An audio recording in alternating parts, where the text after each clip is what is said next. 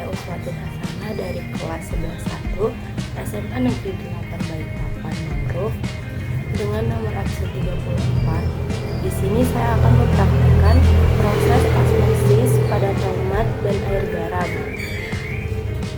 Selamat menonton. Pertama-tama, masukkan air ke dalam 2 wadah. Pada salah satu wadah, masukkan garam dan aduk hingga larut. Masukkan tomat pada kedua wadah, lalu tunggu selama 30 menit.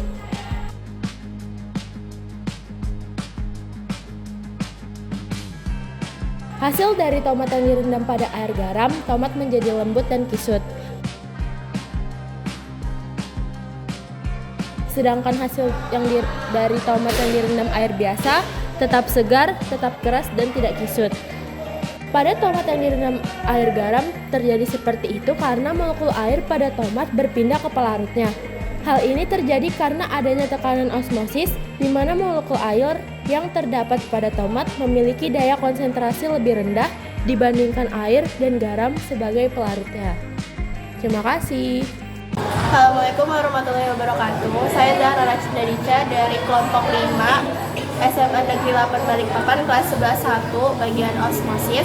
Saya di sini akan mempraktekkan osmosis dari wortel yang dicampur oleh air garam. Di sini saya akan menyebutkan alat dan bahan yang akan saya gunakan. Yang pertama ada sendok, yang kedua ada gelas yang berisi air, yang ketiga ada garam, dan yang terakhir ada wortel yang saya potong 5 cm. Mari kita langsung ke praktek pembuatannya. Yang pertama kita masukkan 2 sendok makan garam ke gelas ini. Lalu kita aduk. Kita aduk sampai merata. Lalu jika sudah teraduk dengan rata, kita masukkan wortel ke dalam gelas ini. Lalu kita tunggu sampai 30 menit. A few moments later. Jadi di sini sudah 30 menit. Saya akan memberitahu hasil rendaman selama 30 menit.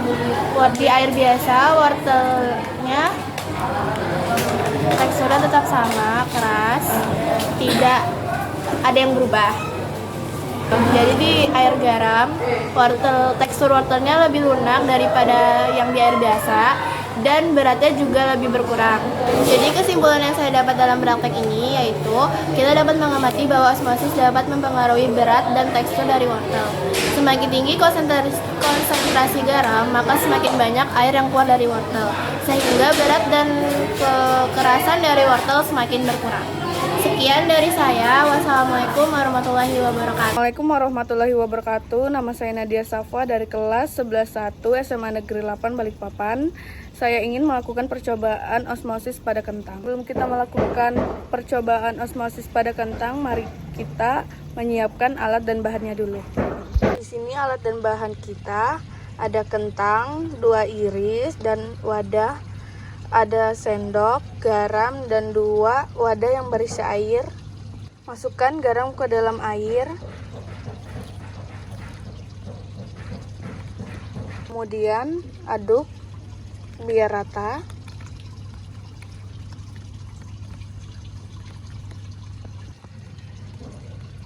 Kemudian kita masukin 2 iris kentang.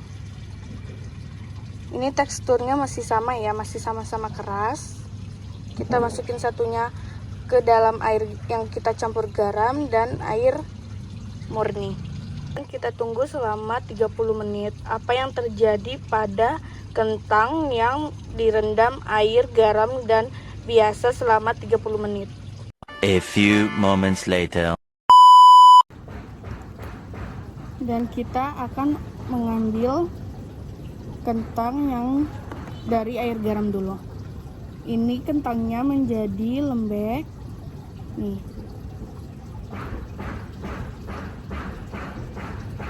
Dan kita mengambil kentang pada di air biasa. Teksturnya keras seperti biasa. Beda dengan ini nih.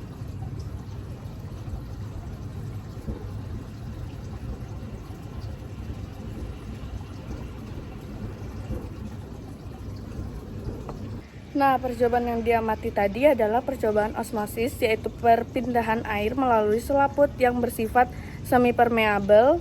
Selaput semi-permeabel adalah selaput sel yang hanya bisa ditembus oleh molekul-molekul air. Sel-sel pada makhluk hidup potongan kentang tadi itu bersifat semi-permeabel, cairan larutan garam, lebih pekat daripada cairan dalam sel atau bersifat hipertonis. Jadi, air berpindah dari dalam keluar sel, itulah mengapa potongan kentang yang direndam air garam jadi menyusut dan lebih lunak. Karena kentang kehilangan air di dalam sel-selnya, sel-sel itu mengalami krenasi, sedangkan air tawar lebih encer daripada cairan sel atau bersifat hipotinos. Jadi air berpindah dari luar masuk ke dalam sel, karena itu potongan kentang yang direndam air biasa akan menjadi lebih besar dan teksturnya keras akibat bertambahnya volume.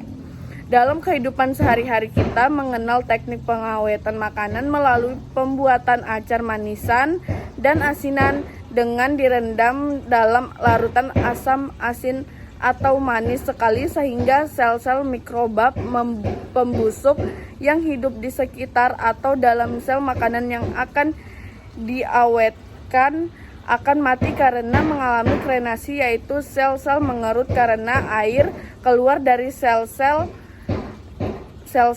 Peristiwa tersebut ini dinamakan osmosis. Itulah percobaan yang saya lakukan hari ini. Terima kasih, semoga bermanfaat. Wassalamualaikum warahmatullahi wabarakatuh. Assalamualaikum warahmatullahi wabarakatuh. Perkenalkan, nama saya Faras Diasila. Jadi hari ini saya mau mempraktekkan difusi dari campuran air garam dan air biasa dari buah pir. Jadi di sini sudah ada potongan 2 pir dengan ukuran yang sama, dan ini larutan air garam, yang ini air biasa. Setelah air biasa dilarutkan dengan air garam, saya akan memasukkan ke salah satu potongan pir ini dalam air garam dan satunya di dalam air biasa. Seperti ini. Nanti ada perbedaan dari kedua buah pir ini. Jika dimasukkan ke dalam larutan air garam, maka ukurannya akan berbeda dan teksturnya akan berbeda. Nah, kalau misalkan di air biasa, ukuran tetap dan teksturnya tetap. Ditunggu hingga 30 menit. Jadi ini hasil setelah 30 menit didiamkan di dalam air garam dan air biasa. Saya akan mengukur perbedaannya. Ini air biasa, ini air garam.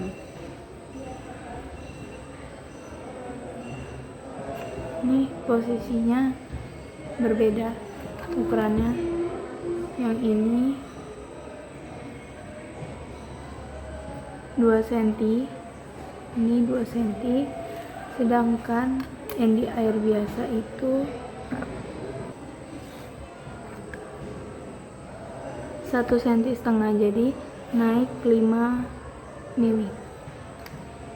Dan teksturnya yang ini lebih lentur. Ini kelihatan. Jadi ini contoh. Jadi ini hasil praktek difusi saya, Faras Diasila. Sekian, terima kasih, maaf jika ada kekurangan.